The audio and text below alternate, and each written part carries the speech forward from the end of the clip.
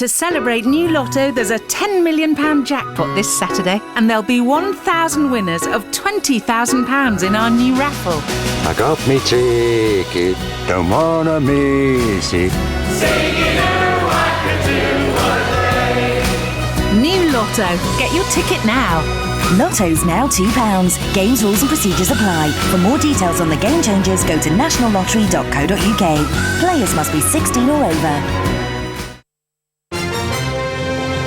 I'm Nicole, the LBC 97.3 Travel Centre. Still the problems in the tubes, no Circle Line anti-clockwise, severe delays clockwise. Severe delays also for the Hammersmith and City and Met lines from Baker Street to Aldgate. There's also minor delays on the rest of the Metropolitan line. Signal problems to blame at Aldgate. There's still disruption on services for First Capital Connect between Finsbury Park and Moorgate. That was after the train broke down earlier at Highbury and Islington. And C2C about quarter-hour delays between Fenchurch Street and Grays after problems with the level crossing barriers at Rainham. North Circular, pretty stacked up around Arnos Grove. The lights are playing up at Bowes Road. Delays westbound from the A10 at Great Cambridge, eastbound from Coney Hatch Lane. And just watching the cameras, queues on London Bridge northbound, and that's because of problems on Lombard Street, which is closed going east at King William Street. Keeping London moving. Next travel update is in half an hour.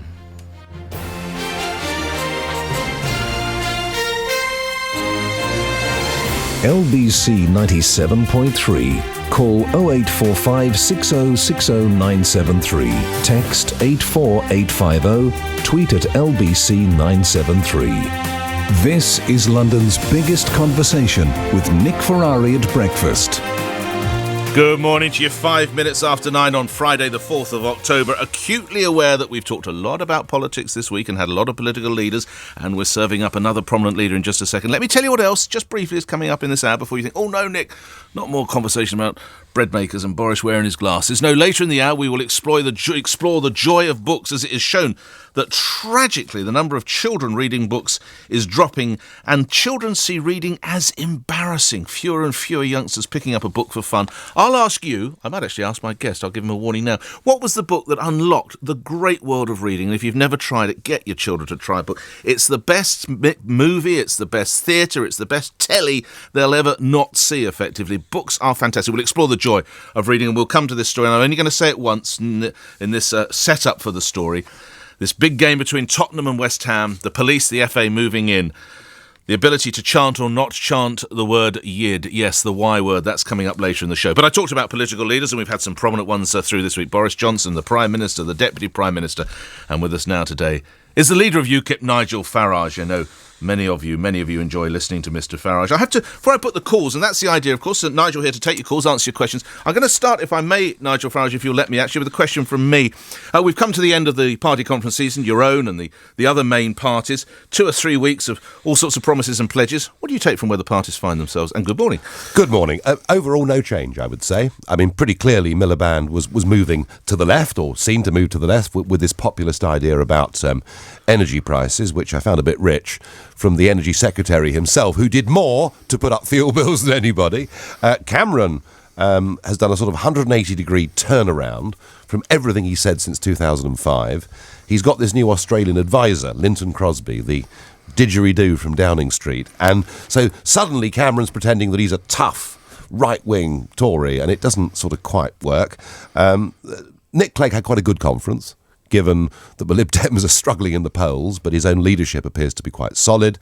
And UKIP, well, we had quite a dramatic conference. You did, Nigel Farage. It didn't exactly go according to plan, but wouldn't be UKIP if it did, would it? Well, but I will say this, that perhaps this was the conference at which we grew up. In what way? I think that we have got where we've got by being a party of opposition. But you can't, if you're going to move on and be a serious force in British politics, have senior leading figures who just want to lob hand grenades around. And much as Godfrey Bloom is a very good personal friend of mine, what happened on that day wasn't good for us, and it wasn't good for him. And just to remind listeners, it was Godfrey Bloom, the MEP, who subsequently had the party whip removed, who was joking, referred to a group of female activists as sluts. Yeah, and I mean, Godfrey's got a great sense of humour, but it's kind of best confined to the bar, not fringe meetings at party conferences. And it wasn't the first time this summer that he'd caused great controversy. You like him as a bloke, though? Oh, very much so. And he's a great fun to be with and have a drink with, and there's no malice in him at all. I mean, there really isn't. There really is not any malice in him. But he sort of sees politics as being great fun and all a huge joke, and I don't want us to take ourselves too seriously. But if you start to use language like that, what you do is distract away from the big messages. And just lastly, before we go to the calls, Terry, you're going to be up first. Just give me one more second with Nigel Farage, if you would. Political commentators are saying, Mr. Farage, that actually we've got the clear blue water or red water, whatever you want from the parties. You've got Ed Miliband talking about various socialist policies. You've got David Cameron being far more. You still see pretty much they're all saying the same old thing. Oh, the differences are really very small. And my challenge to all three of the other party leaders is, what are you going to do about the 1st of January next year and opening up the doors to the whole of Bulgaria and Romania? Are you actually going to do something in the interests of ordinary British working families or not? An answer, there comes none. Terry's in Croydon. You're through to Nigel Farage. Go ahead, Terry. Hi. With the troika of Miliband, Cameron and Clegg refusing point blank, it seems to me, to address the problem of unqualified EU migration, they've turned to migration from outside, or even visits from outside of the EU. And we've got the sad situation of many countries that we have a long, not necessarily happy relationship with, but a long and deep relationship with, and we sort of turned our backs. So that even just a visit from some of these countries is now very difficult to achieve. So moving you to a question, Terry, I guess you're talking about countries such as Australia and New Zealand and others. What would your question... And India, and I just say, what can you do about that? And how can you force that troika to face questions about the EU? Yeah, I know a televised debate is difficult. Well, let's get on to that. Would you like to be part of this TV debate, Nigel Farage? Well, let me say this. If UKIP does well in the European elections and the local elections next year, if our poll rating... What's do well? Hopefully win, but even if we were second, we would still be a major player in the current British political scene. If our poll ratings continue as they are to be consistently above the Lib Dems, then frankly, to exclude us from those debates would be ludicrous. Why? Because we are a voice in British politics, and whilst we didn't have a huge score in 2010, a lot has changed in British politics since 2010. If they want to continually make us the outsiders, if they really think that by not having us in the debates that people won't know UKIP exists, they're making a terrible mistake. You don't come second, you don't have those percentages perhaps you're looking for, you'd accept not being in the debate. Well, if UKIP was back at 3% in the polls or something like that, then the argument would be that you wouldn't have UKIP, because if you had UKIP, you'd need to have the Greens and goodness knows who else. But I think if we're seen to be in the polls a serious player, we should be part of it. Nick Clegg, undoubtedly, in the last general election series of debates, he certainly aced 2 of them, if not probably all 3. How confident are you'd perform well, Mr. Farage? Well, you couldn't do a job like this unless you had self-confidence. But I must say, I think that forgetting personalities, I think the themes, the big question that we should be governing our own country, not having 75% of our laws made somewhere else, and that for a country that's always been open-minded and tolerant on immigration, for the numbers to go on with 500,000 people a year coming into Britain is something most of us feel is wrong. And I think on those issues, they're not going to go away, and I think public opinion will move more strongly towards the way that UKIP feels. We had Nick Clegg on this show yesterday. He's not necessarily a huge fan of having you on, but he doesn't really see it as a deal breaker. I think he's pretty relaxed. It's David Cameron doesn't want you on, isn't it? David Cameron tried to redefine the thing. He said the only people that should debate are those who have a prospect of becoming Prime Minister. So presumably he's saying that his coalition partner can't be part of it next time round. They're all over the place with this. Oh, is he frightened of you, Cameron? Well, he should be. He really should be, because the vast majority of Conservative voters up and down the country look at so many of the things that Cameron has done, whether it's wind turbines or HS2 or gay marriage or building on the Greenbelt, and they say, is this guy a Conservative? So, for that to be exposed publicly would not do him much good. And Terry's other point, the fact that we don't seem as welcoming perhaps to Australians and Canadians and New Zealanders as we are. Terry used the phrase, turn our backs. And he's absolutely right. We now discriminate in favour of Poland and from next year Bulgaria and Romania, as opposed to Australia, Canada, New Zealand, India, people who are friends of ours, who like us, who come and stand with us and fight with us when it matters. It's complete madness. And I think we undervalue the Commonwealth. You know, there are 2 billion people that live within the Commonwealth. We have a common language. The Queen, of course, is still head of 14 of the countries. We have common law. We have a lot in common with the Commonwealth. And I would love to see us, once we've left the EU, extending the concept of free trade to the Commonwealth as well. Nargis is in St Albans. You're on the radio, Nargis. Good morning. Good morning. Good morning, Nigel. Good morning. I wanted to say that I'm a big supporter of UKIP, actually. And I feel you can have huge success, but you've got to try and move away from accusations of racism. Yes, quite right. And what I want to say really is I'm of British Asian heritage, and I do feel alienated. And the recent comments about the journalist being of ethnic extraction, yeah, I've found that very difficult to deal with, and I really feel you can have success if you can just address this. Well, the comment of ethnic extraction was actually a fairly politically correct way of putting it. What on earth else was he supposed to say, giving a descriptive term to one of our people to meet a lady on a platform in Manchester? So, I'm not going to, I really don't think that was a sin in any way at all. Why not use the word Asian? Well, he wasn't sure, but he was guessing. But can I just say that the person that made that comment is married to an Indian and has a mixed-race child, all right? So any thought that the guy that uttered that was racist is clearly nonsense. This is Gavin Towler, isn't it? Yeah. However, Nigel raises a very serious question. Yeah. Okay. What is happening here is the establishment are so scared of us, they're going for the man and not the bull, and they're trying to label us as racist. And that awful old treacherous dinosaur, Heseltine, did it the other day, calling UKIP a racist party. Now, you may have seen yesterday on television, Amjad Bashir, he's a candidate of ours in the European elections. He's a Muslim businessman from the north of England, and he was on the television saying, look, I'm part of UKIP, my family's part of UKIP, I have not encountered racism in UKIP. So all I can tell you is, it is not true. They will continue to throw mud, but I promise you it is not going to stick. Nargis? Yes, that's a great answer. And I do personally feel you've done quite a lot on this. And I just urge you to keep doing it and to keep portraying your party as non-racist, because I believe you will have great success. I promise you that is exactly what I will do. Just lastly, you did touch on Lord Heseltine, or the treacherous old dinosaur, as you referred to him. Yeah. He said yesterday, or earlier in the week, of course it's racist, UKIP, who doubts that? Farage isn't racist, but his party is very attractive to a racist agenda. So you're all right, Mr Farage, it's your party. Yeah, well, of course, he knows that you can't libel political parties. So I think he was being rather careful about that. If he'd said that of you... if he'd said it of me, then clearly there would have been some potential there for action if one wants to spend one's life with lawyers and going to court. I don't particularly.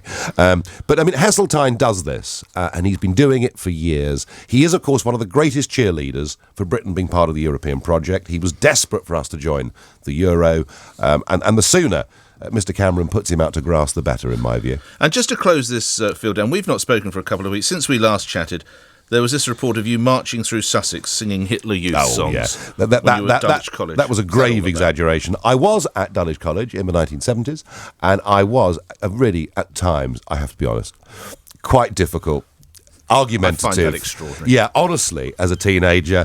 And we did have, in my later time there, a couple of new teachers who came to the school who were what I would call the class of 68. Extreme left-wingers, and I did delight in upsetting them as much as I possibly could. Including singing these songs? No, I deny that. Okay. But, did I say things? But we're in right at Loic. Did I? Yes. Right, all right. Sarah's in Reigate. Come on, Sarah, you're on the radio. Hi, Nigel. Good morning. All teenagers are difficult. You're speaking as a mum who's raised some, I sense, perhaps. I'm non-racist. I have friends from all over the world, and I think that's one thing. I agree with the previous caller. You've got to get that out of your party, because that's not good. But what would you have done with these Romanian gypsies in Park Lane? They've been given money to go home, and they've come back again. Of course. What would you have done? Who gave them the money? Well, you did. You're the taxpayer. You're funding all of this. And it's interesting you raise this, because this morning, Kent County Council have produced a report under pressure from the UKIP councillors in Kent. We've asked for an impact assessment of what will happen in Kent next year once Bulgaria and Romania join.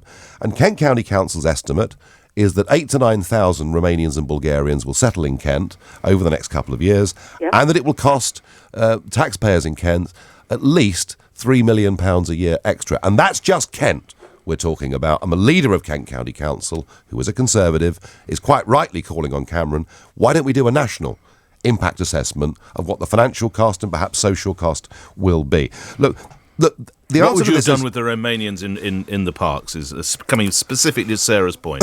And this sort of easy jet, it's a revolving door. They go home and then they just come back again. And I understand, Yes, and I understand from January next year. Hold on. Go on. Sarah. My point is, shouldn't they have their passport stamped, not allowed back into the UK? So simple. They're members of the same country now as us. Ed Miliband used the I word. can't go to Spain and do this. Well, we obey the rules, and the Spanish don't always.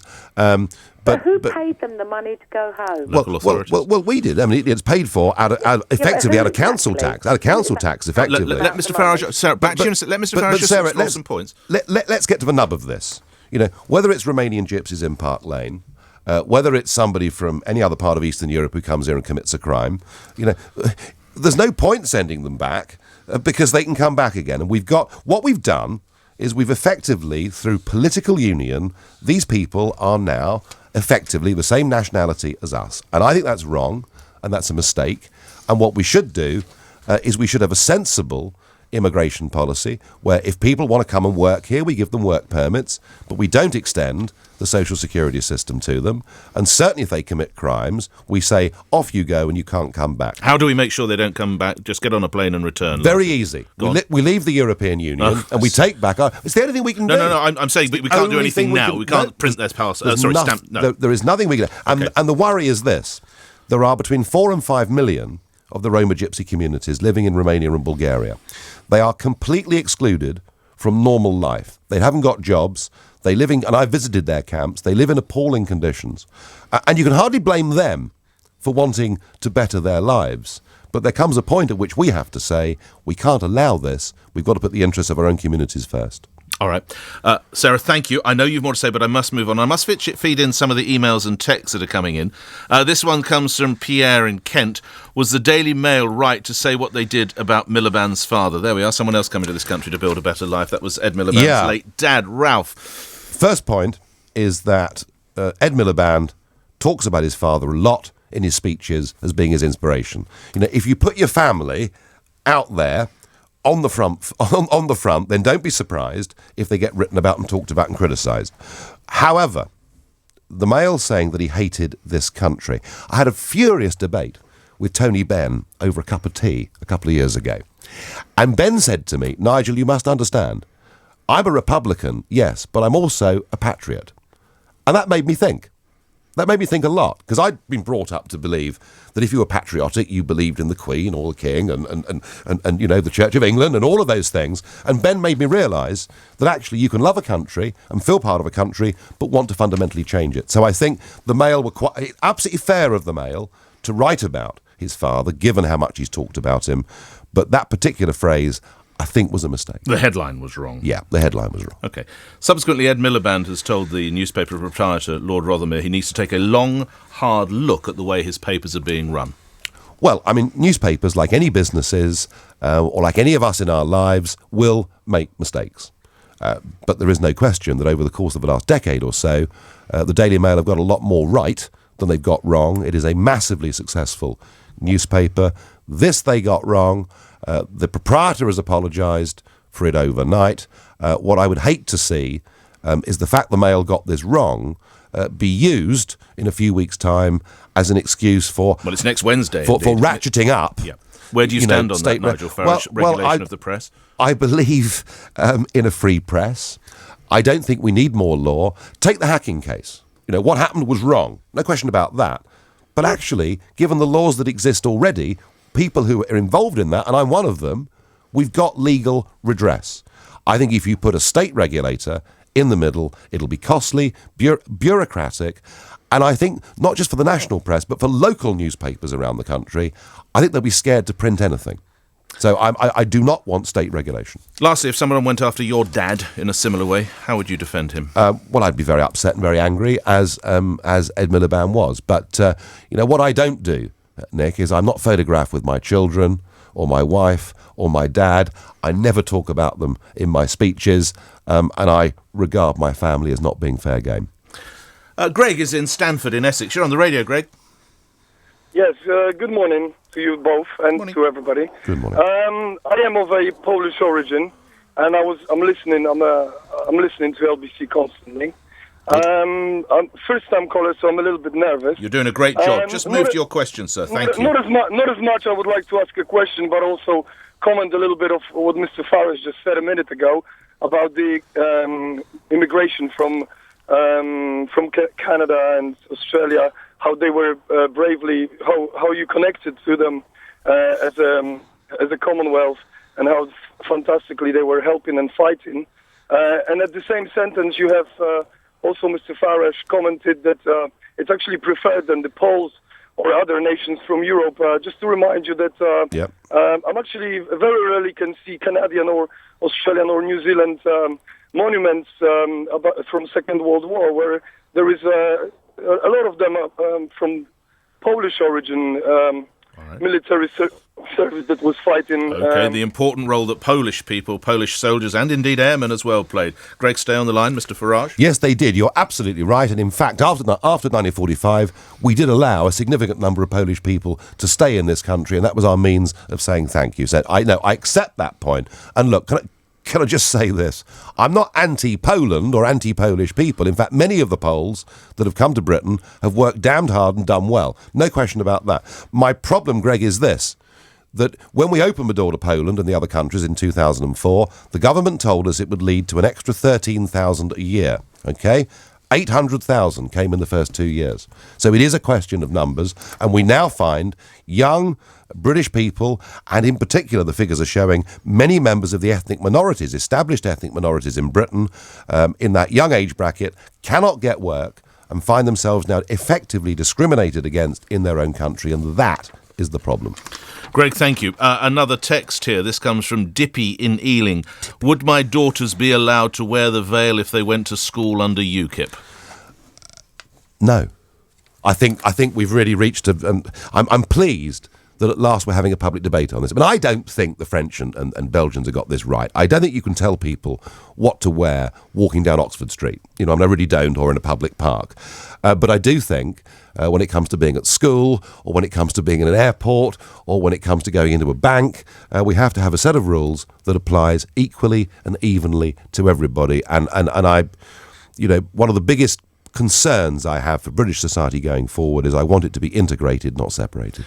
So a Muslim woman can walk down Oxford Street with her veil on, but she gets to Barclays or NatWest or RBS just to take the veil off? I think that's absolutely right. Okay. If you walked in to NatWest wearing a motorcycle crash helmet, the alarms would all go off. So we have to have equality before the law. And a story in the paper today of which you've not had sight. There's 2 Muslim schoolboys at a grammar school, Catholic grammar school in Lancashire. They're 14, but they're growing beards because, we mature quicker than we did perhaps in my day. The head teacher says, shave them off or you'll be excluded. They won't. Who's right, who's wrong here? Well, the whole point about school rules, although, be honest, I did break a few myself, but the whole point about school rules, again, it's the same principle, isn't it? It's the even application of a set of rules to everybody, regardless of their background or religion. Paula's in Cricklewood. Go ahead, Paula. Yes, good morning. I just have a quick question. I'm considering joining UKIP, but one thing that puzzles me is I'm not really very clear on what the UKIP see as their future. If, let's say, we left Europe and, let's say beyond the Europe and immigration question, I'm not very clear on what UKIP sees as its future. Well, Paula, is it just an opposition party, or does it want... The whole point of our conference, and why I was rather upset with what happened, is the story I wanted to get out that was somewhat overshadowed, was that this party, which started off as an opposition party that stamped its feet, made a lot of noise, and tried to raise awareness on a fundamental issue about who governs this country that the rest had buried, we've changed, we've evolved, we've moved on. And we're now not just talking about who governs Britain, we're now talking about that Britain once we've had the referendum and got us out of the European Union. And that's why we're talking about things like a sovereign wealth fund, to help for old age care by taxing some of the profits of shale gas, which we simply need to exploit. That's why we're talking about the need for selective education for argument's sake, to give people, from poor backgrounds the similar opportunities to those that go to Eton. So we are developing a full positive manifesto for how this country should be governed. UKIP is not a pressure group. It is not a spin-off of the Conservative Party. It's a new political force, and it is here to stay. Thank you for that. A text, Florence in Dartford. Do you agree with David Cameron? Children have to learn to earn. Not quite children, I think, but these are school leavers up to the age of 25, isn't it? Yes, policy? Mr. Cameron. And if we didn't have open-door immigration and a massive oversupply in the unskilled labour market, many more of our youngsters would get work. Speak to youngsters who go to university, who used to do the bar work or work in hotels or whatever it is. They struggle like hell to get a job at all. We've got massive oversupply in the unskilled labour market, and for Cameron to say, that the under-25s shouldn't be able to qualify for anything unless they're out there working, well, I'm sorry, Prime Minister, but you and the others have caused this problem. Sarah's in Streatham. You're through to Nigel Farage. Sarah. Hello. Good morning. Hello, Sarah. Good morning. My question is, if you was to get into power, what would you do about all this millions of pounds of overseas aid that this country's sending out, when really it could be best spent in this? I think you count it in billions, actually, Sarah. Well, billions. It's nearly £1 billion a month, Sarah. You may have seen a horrible story in the news yesterday, an Italian island called Lampedusa, and there were some migrants coming from North Africa. The ship sank and about 300 of them drowned. It's a very nasty story. And one of the reasons this is going on is because Africa, I'm afraid, or not all of it, but much of Africa, sinks deeper into lawlessness and poverty. And whilst you can't wave a magic wand and change everything, I think, Sarah, what we should do is this. Rather than giving £1 billion a month to these countries, knowing that much of that money will actually not reach the right target, what we ought to do, and we could do if we were outside of the European Union, is we could help Africa by reducing the huge tariffs Europe places when they want to sell us cut flowers, they want to sell us green beans. We rape and pillage their fisheries off the west coast of Africa, and we need to help those poor countries to trade their way out of poverty rather than trying to assuage our own consciences by giving them money. So turning the tap off slowly, not literally turning it off overnight, just a gradual decrease. Yes, I mean, but frankly, I think all of us feel that the money's not being spent properly. Trade, not aid. We're there, except for a text, an email and a question from me. The text comes from Judy in North London. Is it true that there's going to be a deal done at the next election? Conservative MPs, where they are Eurosceptic, you will not field a candidate? No. Thank you very much indeed. That's simple. This comes from Alice, who says Tottenham Hotspur and West Ham United fans have been told they can't chant the word "yid" ahead of their game on Sunday. Is that fair? Yes. You think, why is that? Well, I think, it's pretty offensive, isn't it? And I think, look, football has changed and improved massively over the course of the last couple of decades. And we want people to have fun, but clearly a chant like that is just insulting and nasty. Last one from me. Have you got a bread maker? If we have, Nick, I've got to tell you, I've never used it. That would be perhaps Mrs. Farage. Nigel Farage will be back with us again in a couple of weeks' time. Thank you very much indeed. Thank Leader you. of UKIP, Nigel Farage, appearing here on LBC 97.3, where news is next.